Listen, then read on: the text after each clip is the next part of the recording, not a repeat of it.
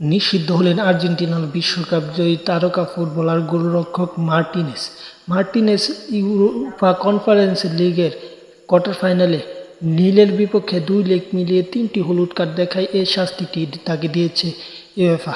তিনি তার দলকে সেমিফাইনালে তুলেছে এবং সেখানে কোয়ার্টার ফাইনালের দ্বিতীয় লেগে ট্রাইব্রেকের 2টি শট তিনি আটকে সেমিফাইনালে তুলে তার দলকে।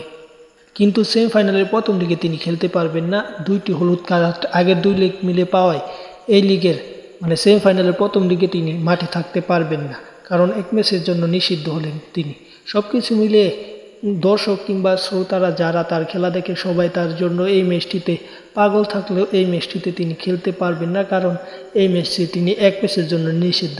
দ্বিতীয় রাউন্ডে আবার তিনি নিজের ক্লাবের হয়ে সেমিফাইনালের দ্বিতীয় রাউন্ড খেলবে। যাই হোক, খেলার সকল আপডেট পেতে এই চ্যানেলটি সাবস্ক্রাইব করে রাখতে পারেন এবং পাশে থাকেন যাতে সবার আগে ভিডিও নোটিফিকেশন আপনার কাছে চলে যায়।